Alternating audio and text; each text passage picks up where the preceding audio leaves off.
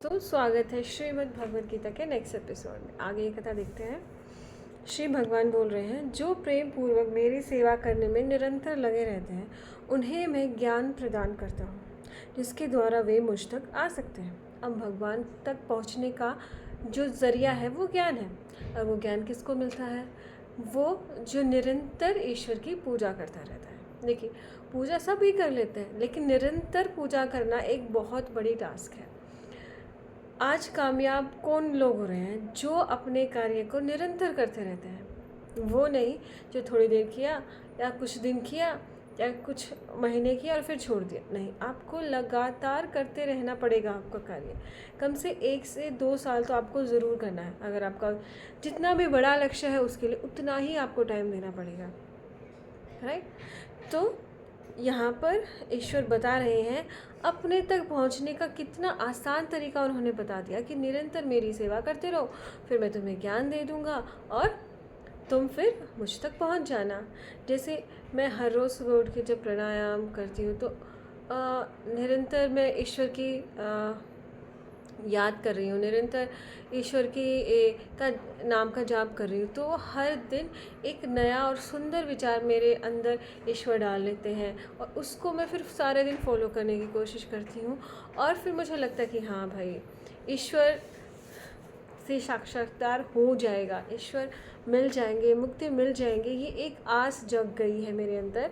इस साल में तो ये बहुत ज़्यादा 2025 से ये चीज़ मेरे साथ हो रही है। क्योंकि मैंने पिछले साल जनवरी में ये ले लिया था कि भाई मुझे स्वाध्याय रोज़ करना है, मुझे प्राणायाम रोज़ करना है, मुझे ईश्वर का भजन करना है। पहले भी करती थी लेकिन वो फ्लो टूट जाता था। लेकिन इस पिछले साल वो फ्लो और ज़्यादा हो गया और इस साल तो और भी ज़्यादा हो रहा है मेरे साथ। तो मुझे एहसास हो रहा है कि हाँ, ईश्वर को प्राप्त करना एक इम्पॉसिबल वर्क नहीं है, पॉसिबल है ईश्वर को पाना। और जब आप निरंतर उसके लिए प्रयास करते रहोगे तो वो खुद आपको रास्ता दिखाते रहते हैं, खुद आपको वो ज्ञान देते रहेंगे, राइट? तो बस हमें विश्वास करना है और निरंतर पूजा करनी है। चलिए आगे देखते हैं। मैं उन पर विशेष कृपा करने के हेतु उनके हृदयों में वास करते हुए ज्ञान के प्रकाश में दीपक के द्वारा अज्ञान जनन अंधकार को दूर करता हूँ। देखिए, अंधकार एक अंधेरा है और अंधेरे में कोई भी अच्छा कार्य नहीं होता। जब भी हम कुछ अच्छा कार्य करने लगते हैं तो हम सबसे पहले दीपक जलाते हैं। आपने भी देखा होगा, जब कोई चीफ गेस्ट आता है, प्रोग्राम शुरू होता है, तो उससे पहले दीपक जलाते हैं। क्यों? क्योंकि वो अज्ञान रूपी अंधकार को मिटा सके। ये जो अंधकार है ये अज्ञानता को दर्शाता है। तो जो हमें ज्ञान मिलेगा वो उस अंधकार को हटा देगा। तो क्या कह रहे हैं ईश्वर? मैं उन पर विशेष कृपा करने के हेतु उनके हृदयों में वास करते हुए ज्ञान के प्रकाश में दीपक के द्वारा अज्ञान जनन अंधकार को दूर कर देता हूँ। उनके हृदय में वास करता हूँ, राइट? क्योंकि देखिए, कोई भी जो आपका अच्छा विचार है वो हमेशा दिमाग में ही आता है, या आपकी वो ऐसी भावना हो जाती है। वो कौन करता है? ईश्वर ही तो करता है। राक्षस तो कर नहीं सकता, या बुरे लोग तो कर नहीं सकते। आपके अंदर एक अच्छे ज्ञान का दीपक कौन जला सकता है? कोई जो हमसे भी ज्ञानी है। और हमसे ज्ञानी कौन है? ईश्वर। तो ईश्वर हमारे अंदर उस ज्ञान के दीपक को जला देते हैं। अब देखिए, उस ज्ञान का क्या फ़र्क पड़ता है, हमारी ज़िंदगी से अंधकार कैसे दूर हो जाता है। जैसे भी कोई भी सिचुएशन आती है, कोई डिफ़िकल्ट सिचुएशन आ गई, तो तुरंत ईश्वर हमारे अंदर ज्ञान डाल देते हैं कि इस सिचुएशन को ऐसे आप टैकल कर सकते हो। मैं हमेशा यही सोचती हूँ कि भाई ये समस्या आ गई, अच्छा अब नॉर्मल इंसान क्या करता है, या पहला विचार क्या आया है, इस समस्या को ऐसे हल कर दो। फिर मैं थोड़ा पोज लेती हूँ, फिर देखती हूँ कि नहीं, एक योगी होता तो वो इस सिचुएशन को कैसे हैंडल करता, एक ईश्वर से प्रेम करने वाला भक्त इस सिचुएशन को कैसे हैंडल करता, और फिर मैं वही करती हूँ, राइट? मैंने एक साध्वी जी से भी सुना था कि भाई तुम किस सिचुएशन को कैसे हैंडल करते हो, ये बहुत बड़ी चीज़ है। जैसे आप एक रूम में बैठे और कोई शोर कर रहा है, राइट, और आपको पढ़ना है। आपने उसको बोल दिया प्यार से, भाई शोर मत कर, मैं पढ़ रही हूँ। तो आपका एक संस्कार बन गया प्रेम से बात करने का, लेकिन आपका कार्य सिद्ध नहीं हुआ। वो आपकी जो बात से उसको कुछ फ़र्क नहीं पड़ा और वो ऐसे ही शोर कर रहा है। लेकिन आपके अंदर क्या फ़र्क पड़ा कि आपके अंदर गुस्सा ना करने का संस्कार बन गया, आदत बन गई, राइट, कि नहीं, मुझे अपना जो कार्य है मुझे हमेशा प्रेम से ही बात करनी है, चाहे मेरा कार्य सिद्ध हो या ना हो। क्योंकि हमारा जो रियल कार्य है ना, वो क्या है, अपने आप को क्रोध से बचाना। ये है हमारा रियल कार्य, राइट। क्योंकि अगर हमने उसको डांट के या उसको मार के चुप करा दिया और फिर हम पढ़ रहे हैं,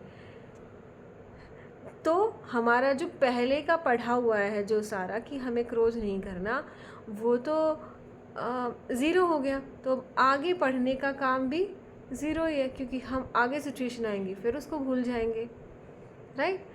और उस सिचुएशन में आपने गुस्सा नहीं किया, तो आपने जो पीछे पढ़ा हुआ था कि हाँ मुझे गुस्सा नहीं करना था, मुझे हमेशा अपने दिव्य कर्म ही करने हैं, मेरे अंदर प्रेम है तो मुझे प्रेम से ही बात करनी है। तो हमें अपने कर्म को, जो असली कर्म है, प्रेम से बात करना या गुस्सा ना करना, किसी से द्वेष ना करना, वो है, राइट।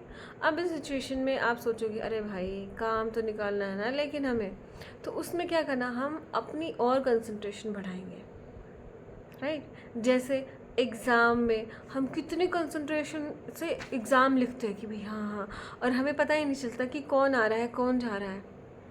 तो उतनी ही कंसंट्रेशन हम नॉर्मल जब पढ़ाई कर रहे हैं तब क्यों नहीं कर सकते, या नॉर्मल कोई कार्य कर रहे हैं तब क्यों नहीं कर सकते वो कंसंट्रेशन।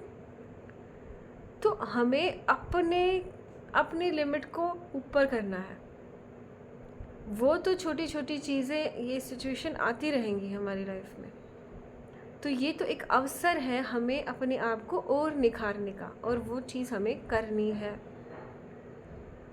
और उसके लिए ईश्वर ने हमें ज्ञान दिया है, उनके ज्ञान का सम्मान करना है हमें, उस ज्ञान का हमें यूज़ करना है।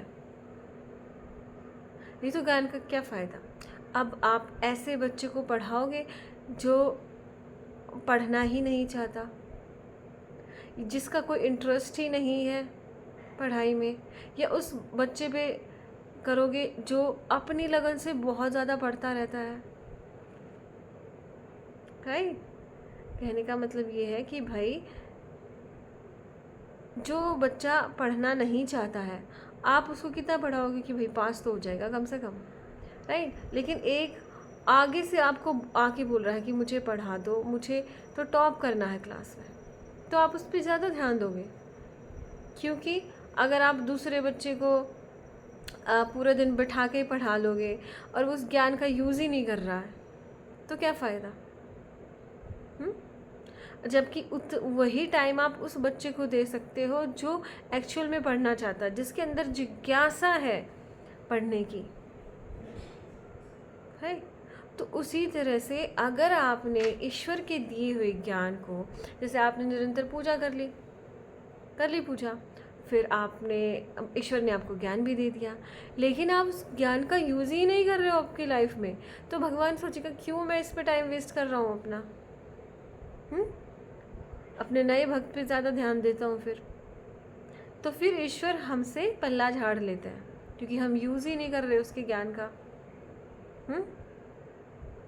राइट। तो ऐसे है कि अब हमें अपने ज्ञान का यूज़ करना है, और उस ज्ञान का यूज़ करते हुए हर क्षण इतनी सावधानी से बिताना है कि भाई हमसे कोई गलती ना हो जाए, और जो रियल कर्म है हमारा उस पे ज़्यादा हम ध्यान दें, राइट। तो उस तरह से अपने जो अंधकार है, अज्ञान का अंधकार, उसे दूर करते रहें। क्योंकि जैसे ही आपने एक ज्ञान को यूज़ करके एक सिचुएशन को हैंडल किया, तो उस सिचुएशन से भी आपको कुछ ना कुछ सीखने को मिल जाएगा, और फिर ईश्वर भी देखेगा कि हाँ अरे ये तो मेरे ज्ञान को कितना यूज़ कर रहा है, इसे मैं और ज्ञान देता हूँ और ज्ञान देता हूँ और ज्ञान देता हूँ, और उतना ही हमारे अंदर का जो अंधकार है वो मिटता चला जाता है। जैसे एक रूम में एक दीपक जला तो थोड़ी सी रोशनी हुई, फिर दूसरा दीपक जला, तीसरा चला, चौथा चला, पांचवा चला, कितना जगमग हो जाता है, उतना ही प्रकाश, कितना सुंदर लगता है आपको। जैसे दिवाली पे इतनी सारी लाइटिंग लगा देते हैं, एक्स्ट्रा लाइटिंग, सुंदर लगता है ना, अंधकार को मिटा रहे हैं। तो उसी तरह से आपने जब ज्ञान को और लोगे और लोगे और लोगे तो आपको बहुत अच्छा लगेगा। तो क्या, पर उससे पहले क्या करना है, हमें ज्ञान का यूज़ करना है, वरना आगे की सप्लाई बंद कर देंगे भगवान कि भाई इसको तो यूज़ करना ही नहीं है, छोड़ो ना, इसको क्या करेंगे देखे। ठीक है, आगे देखते हैं। अर्जुन बोल रहा है, आप परम भगवान, परम धाम, परम पवित्र, परम सत्य हैं। आप नित्य, दिव्य, आदि पुरुष, अजन्मा तथा महात्मन है। नारद, असत, देवल तथा व्यास जैसे ऋषि आपके इस सत्य की पुष्टि करते हैं, और अब आप स्वयं भी मुझ में प्रकट कर रहे हैं। तो अब अर्जुन एहसास बता रहा है अपना कि हाँ, ऐसे ना धीरे धीरे जब आप ज्ञान आपके अंदर आता जाएगा तो आपका भगवान पे विश्वास और बढ़ने लग जाता है, आपको ईश्वर दिखने लग जाते हैं, मतलब हर चीज़ में कि वाह ईश्वर ने कितने अच्छे पेड़ पौधे बनाए हैं, कितने सारे पेड़ हैं, सबकी पत्तियां अलग अलग, मतलब उसका ऐश्वर्य दिखने लग जाएगा आपको। पहाड़ बनाए, समुंदर बनाया, अलग अलग जीव जंतु बनाए, कितना कुछ, इतनी अच्छे तरीके से उसको, सोसाइटी को बनाया है ईश्वर ने। तो वो सब आपको एहसास होने लग जाता है। तो वही अर्जुन यहाँ बोल रहे हैं कि आप तो परम भगवान हैं, आप परम धाम हैं, आप ही हमारा मतलब फाइनल डेस्टिनेशन हो, आप हमारी परम पवित्र हैं, मतलब पवित्र से भी आगे हो आप में कोई अवगुण है ही नहीं। आप परम सत्य हैं, आखिरी सत्य, परम सत्य आप ही हो। ये संसार तो आपकी रचाई हुई पर माया है। तो आज झूठ है कल सच है, आज झूठ है कल सच है, सच झूठ, ऐसे ही चलती रहती है। राइट, आप नित्य हैं, आप हमेशा से थे, आप दिव्य हैं, आपके अंदर इतनी दिव्यता है, आप आदि पुरुष हैं, आप अजन्मे हैं, आप महात्मन हैं। तो ये सारी चीज़ें हमें फिर महसूस होने लग जाती हैं धीरे धीरे। नारद, असत, देवल और व्यास जैसे ऋषियों ने इस सत्य की पुष्टि की है। राइट, जब कोई महान इंसान बनता है और वो ईश्वर जैसा व्यवहार करने लग जाता है, क्यों? क्योंकि वो ईश्वर के करीब जा रहा है। राइट, ईश्वर अपने सारे गुण देने के लिए हमें तैयार है। राइट, बस हमें वो ग्रैप्स करने हैं। अभी देखो, मुझे ऐसा एहसास हो रहा है कि ईश्वर बैठ के मेरी बात सुन रहे हैं, तो अंदर से इतनी खुशी होती है कि हाँ आप देख रहे हो ना ईश्वर तो आपको ये चीज़ें एहसास होने लग जाती हैं। राइट, तो जब महान पुरुष ऐसी बातें करते हैं या इतने महान कार्य करते हैं, आपने वो चीज़ सुनी होगी ना, एक ऋषि था, तो उसके पास एक पक्षी उड़ता हुआ आया और उस पक्षी का कोई शिकार कर रहा था। राइट, तो उस ऋषि ने बोला कि भाई इस पक्षी को छोड़ दो, ये मेरी शरण में आया है। तो वो बोला कि नहीं, मैं तो शिकार करना है मुझे, तो है मेरा पेट खाली रह जाएगा फिर।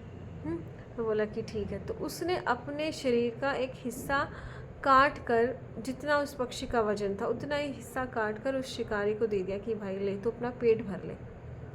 तो मतलब इतना उसके अंदर ईश्वर समा गए हैं। और देखते हैं कि आजकल तो भाई कोई किसी की जान भी बचाता नहीं है, और उसने तो उस जान बचाने के लिए अपना ही हिस्सा दे दिया है। तो ऐसे ऐसे जो लोग हैं वो हमें ईश्वर के जो दयालु गुण है ना ईश्वर का, वो दिखाते हैं, और फिर हमें लगता है कि हाँ भाई ईश्वर कितने बड़े दयालु हैं। तो ऐसे जो महान ऋषि हुए हैं, जो इतने महान महान कार्य जिन्होंने कर दिया, वो हमें ईश्वर के गुण का एक लाइव एग्जाम्पल देते हैं कि हाँ भाई, ईश्वर तो इनसे भी महान है, ये कितने महान है और इनसे भी कितने महान है ईश्वर। जैसे लोग वर्ल्ड रिकॉर्ड बनाते हैं, एक आम इंसान जब सुनता है भाई रहा इतने वर्ल्ड रिकॉर्ड कैसे बना लिए तुमने, हमसे तो ना हो पाएगा, राइट। तो एक इंसान की लिमिट इतनी ज़्यादा है, तो ईश्वर की लिमिट तो सोचो कितनी हो गई। जब मनुष्य चांद पर पहुंच गया तो उसे लगा वाह कितना बड़ा काम कर लिया मैंने, है ना। और ईश्वर ने तो वो सारी चीज़ें बनाई ही हैं, उसके लिए तो वो खिलौने जैसी हैं, तो वो कितना महान होगा सोचिए आप, राइट। तो इस तरह से अब अर्जुन है अपने मन के भावों को श्री कृष्ण को बता रहे हैं। हे कृष्ण, आपने मुझसे जो कुछ कहा उसे मैं पूर्णतः सत्य मानता हूँ। हे प्रभु, न तो देवतागण न असुरगण ही आपके स्वरूप को समझ सकते हैं, राइट। तो अब जो अर्जुन है वो अपने आप को इतना भाग्यशाली समझ रहा है कि भाई आपने जो भी मुझसे कहा है मैंने उसको सत्य मान लिया है, और इस सत्य मानकर मैं इतना अच्छा फील कर रहा हूँ कि भाई इतना महान फील कर रहा हूँ या इतना बड़ा फील कर रहा हूँ। आपने मुझे इतनी बड़ा दर्जा दे दिया ये ज्ञान दे के कि जो ज्ञान देवता गण और असुर गण समझ नहीं पाते हैं, राइट। देखिए, ज्ञान सबके पास है, लेकिन उस ज्ञान की वैल्यू करना, उसे समझना और फिर उसे आगे लेके जाना, ये सबके बस की बात नहीं होती है।